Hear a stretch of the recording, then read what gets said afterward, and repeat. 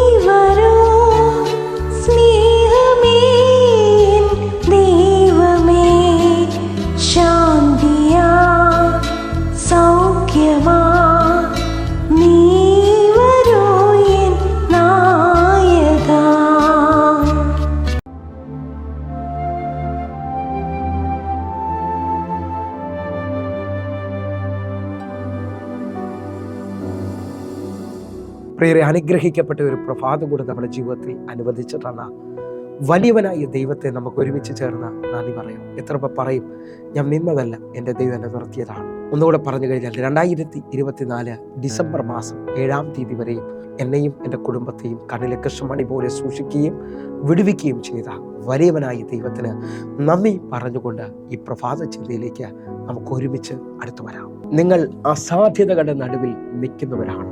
പ്രിയരെ, പ്രാരംഭവാക്യത്തിലേക്ക് യെഹെസ്കേൽ പ്രവാചകന്റെ പുസ്തകം 37-ാം അധ്യായം അതിന്റെ 3-ാമത്തെ വാക്യം. അവൻ എന്നോട്, മനുഷ്യപുത്ര, ഈ അസ്ഥികൾ ജീവിക്കുമോ എന്ന് ചോദിച്ചു. അതിന് ഞാൻ, യഹോവയായ കർത്താവേ, നീ അറിയുന്നു എന്ന് ഉത്തരം പറഞ്ഞു. പ്രിയരെ, പ്രഭാതത്തിൽ ദൈവം നമ്മോട് ഇടപെട്ട അനുഗ്രഹിക്കപ്പെട്ട വചനത്തിനായി നമുക്ക് ഒരുമിച്ച് ചേർന്ന് ദൈവത്തിന് നന്ദി പറയാം. അസാധ്യതകളുടെ നടുവിൽ നിൽക്കുന്നവരോടുള്ള സന്ദേശമാണ് ഈ പ്രഭാതത്തിൽ നമ്മോട് ദൈവം ഇടപെട്ടിരിക്കുന്നത്.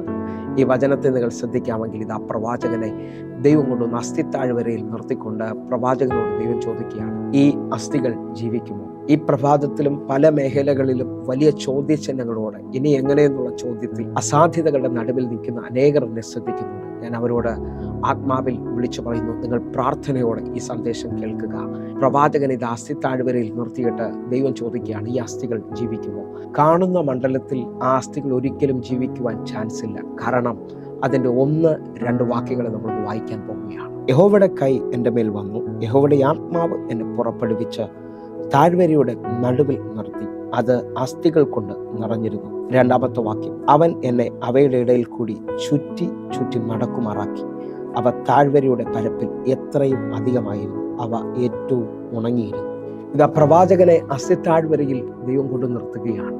ആ അസ്ഥിത്താഴ്വരയിൽ അസ്ഥികൾ ഏറ്റവും അധികമായിരുന്നു, അവ ഉണങ്ങിയതുമായിരുന്നു. കാണുന്ന കാഴ്ചയിൽ ഈ അസ്ഥികൾ ഏറ്റവും അധികവും അത് ഉണങ്ങിയതുമായിരുന്നു എന്ന് പറഞ്ഞാൽ, ഉണങ്ങിയ അസ്ഥികളെ കുറിച്ച് നമുക്കറിയാം. ആ അസ്ഥികൾ ഒരിക്കലും ജീവിക്കാൻ ഒരു ചാൻസും ഇല്ലാത്തതാണ്. എന്നാൽ ദൈവം പ്രവാചകനോട് ചോദിക്കുകയാണ്, ഈ അസ്ഥികൾ ജീവിക്കുമോ? ഇന്ന് എന്നെ കേൾക്കുന്ന അനേകരും ഈ അനുഭവത്തിലാണ്. ഇനി ജോലി ലഭിക്കുമോ? ഇനി വാതിൽ തുറക്കുമോ? എൻ്റെ കുടുംബം അനുഗ്രഹിക്കപ്പെടുമോ? എൻ്റെ ജീവിതത്തിനകത്ത് ഇനിയും ഒരു പുതുക്കം സംഭവിക്കുമോ? എൻ്റെ ബിസിനസ് ഇനിയും നടക്കുമോ? ഇങ്ങനെയൊക്കെ പല കാര്യങ്ങളിൽ വലിയ ചോദ്യങ്ങളോടെ എന്നെ കേൾക്കുന്നവരുണ്ട്. അവരോട് ഞാൻ ആത്മാവിൽ പറയുന്ന ഈ 3 കാര്യങ്ങൾ ശ്രദ്ധിക്കുക. പ്രവാചകനെ ദൈവം നടത്തിയ ആ 3 കാര്യങ്ങൾ ഞാൻ നിങ്ങളുടെ മുമ്പിൽ വയ്ക്കുവാൻ ആഗ്രഹിക്കുന്നു. 1-ാമത്തെ ചിന്ത അവിടെ കാണുന്നത്, യഹോവയുടെ കൈ അവൻ്റെ മേൽ വന്നു. 2-ാമത്, അവൻ്റെ ആത്മാവ് അവനെ നടത്തിയെന്നാണ് എഴുതിയിരിക്കുന്നത്. ജീവിതത്തിനകത്ത് എന്നെ ശ്രദ്ധിക്കുന്ന ഓരോ ഭക്തന്മാരും തിരിച്ചറിയേണ്ടതാണ്. യേശുവും ശിഷ്യന്മാരും കടന്നുപോയ പടകാണ് മുങ്ങുമാറായത്. അതിന് വിരോധമായിട്ടാണ് കാറ്റടിച്ചത്. അതിന് മുക്കുമാറാണ് തിരമാലകൾ തള്ളിക്കയറിയത്. നിങ്ങളുടെ ജീവിതത്തിനകത്ത് പ്രശ്നമുണ്ടാകാം. നിങ്ങൾക്ക് ഈ മുമ്പോട്ട് പോകാൻ കഴിയത്തില്ലെന്ന് തോന്നാം. എന്നാലും ഞാൻ ആത്മാവിൽ വിളിച്ചു പറയുന്നു, യേശു ഉള്ള പടകൾ എതിരുണ്ടെങ്കിലും ആ പ്രശ്നങ്ങൾക്ക് അതിനെ ജയിക്കുവാൻ കഴിയത്തില്ല. കാരണം യേശു ലോകത്തെ ജയിച്ചവനാണ്. നിങ്ങളുടെ സകല വിഷയങ്ങളുടെയും പരിഹാരമാണ് യേശു. നിങ്ങൾ വിശ്വസിക്കാമെങ്കിൽ ഇന്ന് നിങ്ങൾ അനുഭവിക്കുന്ന ഈ താഴ്വര പോലുള്ള വിഷയങ്ങളിൽ ജീവിതത്തിനകത്ത് പല മേഖലകളിലും താഴ്വരകൾ ഉണ്ടാകാം. കണ്ണുനീരിൻ്റെ താഴ്വര, ഇരുട്ടിൻ്റെ താഴ്വര, മരണത്തിൻ്റെ താഴ്വര, കയ്പിൻ്റെ താഴ്വര, ഇങ്ങനെ അനേക താഴ്വരകളെ കുറിച്ച് ബൈബിൾ പഠിക്കുന്നവർക്ക് കാണാം.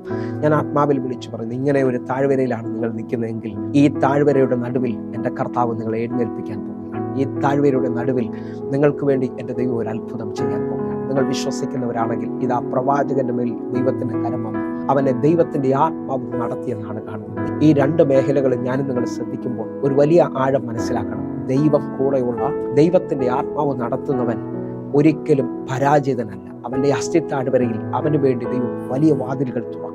നിങ്ങൾ വിശ്വസിക്കുന്നവരാണെങ്കിൽ നിങ്ങളുടെ ജീവിതത്തിനകത്തും അടുത്ത മണിക്കൂറുകൾ വലിയ എഴുന്നേൽപ്പുകൾ സംഭവിക്കാൻ പോവുകയാണ്. നിങ്ങളുടെ ജീവിതത്തിനകത്തും വലിയ മറുപടികൾ സംഭവിക്കും. കാരണം 1 രാജാക്കന്മാരുടെ പുസ്തകം 18-ാം അധ്യായം അതിന്റെ 46-ാമത്തെ വാക്യം നിങ്ങൾ ശ്രദ്ധിക്കാമെങ്കിൽ യഹോവയുടെ കൈ ഏലിയാവിന്റെ മേളിൽ വന്നതായി കാണുന്നു. അവൻ ആഹാബിന്റെ രഥത്തിന് മുമ്പാകെ ഇസ്രായേൽ വരെ ഓടിയതായി കാണുകയാണ്. നിങ്ങൾ ശ്രദ്ധിക്കാമെങ്കിൽ ആഹാബിന്റെ രഥത്തിന്റെ മുമ്പിൽ 7 കുതിരകളുണ്ട്. ആ 7 കുതിരകൾക്ക് മുമ്പിൽ ഓടുവാൻ ഇതാ യഹോവയുടെ കൈയുടെ ബലം അവന്റെ മുന്നിൽ വരികയാണ്. ഞാൻ ആത്മാവിൽ വിശ്വസിച്ചുകൊണ്ട് വിളിച്ചു പറയുകയാണ്, നിങ്ങൾ പരാജയപ്പെടുമെന്ന് തോന്നുന്നിടത്തെല്ലാം ദൈവത്തിന്റെ കൈ നിങ്ങളെ ജയിപ്പിക്കാൻ പോവുകയാണ്. ലൂക്കോസിന്റെ സുവിശേഷം 4-ാം അധ്യായം അതിന്റെ 1-2 വാക്യങ്ങൾ ശ്രദ്ധിച്ചു നോക്കിയാൽ യേശു കർത്താവ് ആത്മാവിൽ നിറയുകയും അവനെ ആത്മാവ് മരുഭൂമിയിലേക്ക് നടത്തുകയും ചെയ്യുന്നത് കാണാൻ പറ്റും. എന്നാൽ 2-ാമത്തെ വാക്യത്തിൽ പിശാചിനാൽ 40 ദിവസം പകലും രാവുവാൻ പരീക്ഷിക്കപ്പെടുന്നത് കാണാൻ കഴിയുന്നുണ്ട്. ഈ പരീക്ഷയിൽ പിശാചിന് യേശുവിനെ ജയിക്കാൻ കഴിഞ്ഞില്ലെങ്കിൽ ഞാൻ നിങ്ങളോട് വിളിച്ചു പറയുന്നു, നിങ്ങൾ ആത്മാവിൽ നടത്തപ്പെടുന്നവരാണെങ്കിൽ നിങ്ങൾ അനുഭവിക്കുന്ന ഒരു കഷ്ടതകൾക്കും ഒരു പ്രശ്നങ്ങൾക്കും നിങ്ങളെ ജയിക്കുവാൻ കഴിയത്തില്ല. 1, യഹോവയുടെ കൈ അവന്റെ മേൽ വന്നു. 2, അവന്റെ ആത്മാവ് അവനെ നടത്തി. ഇപ്പോൾ താഴ്വരയിലാണെങ്കിലും ആ താഴ്വരയെ അത്ഭുതമാക്കുവാൻ എൻ്റെ ദൈവത്തിന് കഴിയും. നമ്മൾ ചിന്തിക്കുന്നത് അസാധ്യതകളെ എങ്ങനെ ജയിക്കാമെന്നുള്ളതാണ്. എന്നെ ശ്രദ്ധിക്കുന്നവരെ, അസാധ്യതകളുടെ നടുവിൽ ദൈവത്തിന്റെ ആത്മാവിനാൽ നടത്തപ്പെടുന്ന ദൈവത്തിന്റെ അനുകൂലതയുള്ള ഒരു മനുഷ്യന് അവന്റെ കണ്ണുനീരിന്റെ അനുഭവത്തിൽ, അവന്റെ വിഷമത്തിന്റെ അനുഭവത്തിൽ പ്രാർത്ഥിക്കാൻ പറ്റണമെന്നില്ല. ഹല്ലേലൂയ, അവനെ സന്തോഷിക്കാൻ പറ്റണമെന്നില്ല. പക്ഷെ അവൻ അറിയേണ്ട ഒരു വലിയ സത്യമാണ് 4-ാമത്തെ വാക്യം.